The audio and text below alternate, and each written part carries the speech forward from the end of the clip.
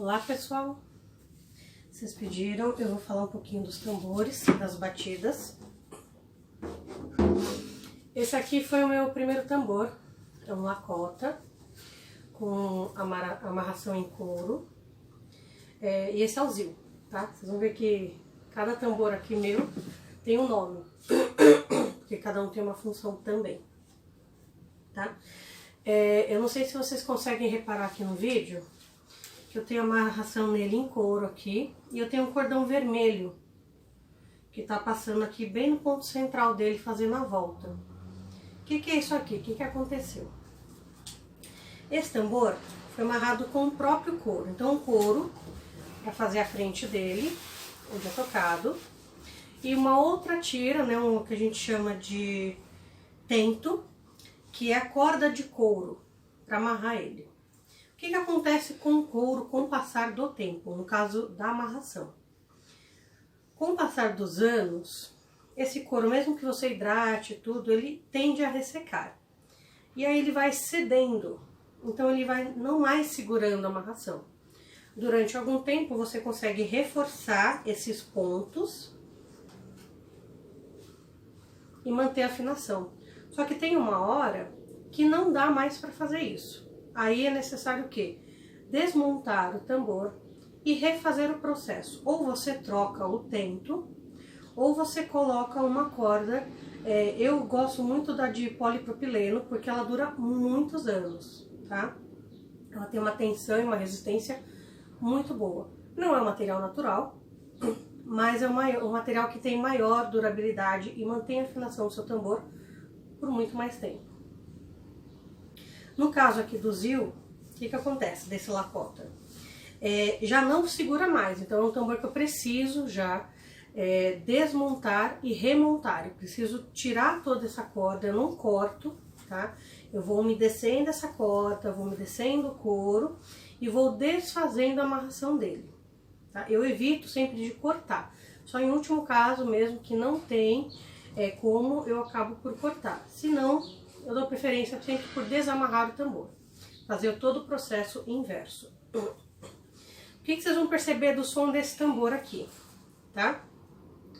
Como ele já não tá mais segurando e o couro fica frouxo, principalmente nas bordas, o ar passa entre o aro e o couro, né? Sempre passa ar. E isso gera um som de zumbido no tambor. Então você escuta o som dele, mas de fundo sempre fica um zzz, zzz, zzz, zzz. Quer dizer o quê? Que entre a madeira e o couro tem uma passagem de ar. Então, quando eu toco, né, quando eu percuto aqui a membrana, o ar passa entre ela e o aro, escapando pelas laterais. Quer dizer que ele já não tá mais segurando. Então, tá na hora de o quê? Desmontar e montar, tá? Então, e o Lakota, respondendo uma pergunta, ele tem aquele som mais aberto, que propaga pelo ambiente, ele vai embora. É um som que leva, né? Então, é um som que vai longe esse som, ele vai. Ele vibra por todo o ambiente. Eu não sei se vocês conseguem perceber que tem um zumbido aqui de fundo.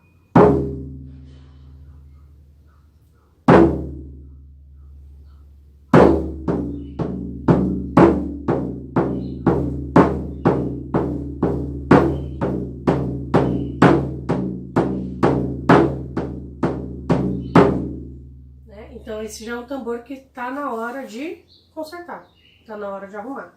Esse tambor aqui, se não me falha a memória, ele tá com 4 ou 5 anos já, tá? Foi o primeiro tambor, então já tá na hora de uma revisãozinha nele, tá bom? Então esse foi o Lakota, tá? Vou pôr ele aqui no cantinho.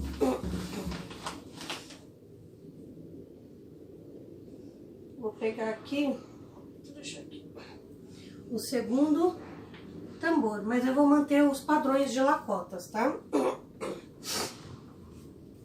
Inês, pintei o meu couro, tem algum problema? Muda o som? Não, tá? geralmente não muda. Só vai mudar o quê? Se você fizer muitas camadas de pintura, pode ser que o som fique um pouco mais abafado. Mas em caso de pintura simples, que nem essa, que é só uma camada de tinta e uma de verniz, não altera tanto o som do seu lacota, tá? Então esse aqui tá todo pintadinho, ó. A amarraçãozinha dele atrás, igual que vocês fizeram, tá? Com a corda sintética de polipropileno, ok? Vocês percebem que não tem aquele zumbido de fundo? Por quê? Porque o couro tá totalmente assentado no aro, não tá frouxo, tá? Tá bem justinho, então não vaza o ar pelas laterais.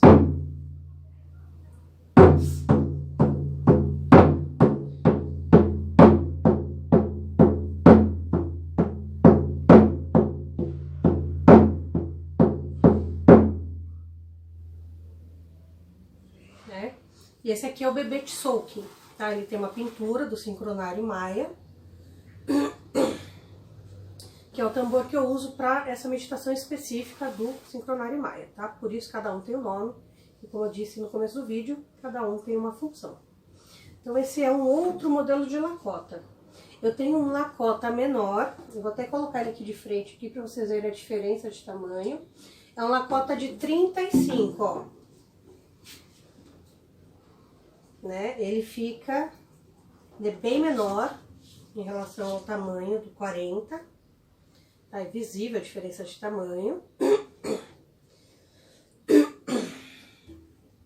E o que acontece com o som do lacota? Quando ele é menorzinho, tende a ficar bem mais agudo, tá? Então, tambor com diâmetro menor, a altura dele acaba sendo proporcional ao diâmetro. Então, ele é um pouquinho mais baixinho do que o de 40, que tem 8 de altura. Esse aqui tem 5 de altura, eu tirei 3 centímetros dele, fiz uma proporção, tá? Todos os aros vão na proporção. O que acontece com o som desse lacota aqui, tá? Amarração, ó, igual de vocês. O som fica bem mais agudo, bem mais agudo. E daí, se eu fizer um tambor lacota de 45, 50, 60 centímetros de diâmetro, vai depender do quanto eu vou esticar o couro, mas a tendência é que também, quanto menor, mais agudo, e quanto maior esse diâmetro, mais grave. Ele vai ser ainda um tambor de som agudo, mas dentro do agudo, ele vai ter um timbre mais pro grave. Eu não sei se deu para entender. É como a gente imaginar as teclas de um piano. Eu tenho aquela nota bem grave e eu tenho aquela nota bem aguda. Só que se eu pegar aquele conjuntinho de teclas do agudo, eu ainda assim tenho o quê? Uma variação no tom do agudo. Tá na casa do agudo, mas tem variação. Então isso que acontece com os tambores também. Então se eu pegar um lacota muito grande, assim, desse tamanho, ele vai ser um tambor agudo, mas ele vai ser mais grave do que um desse tamanho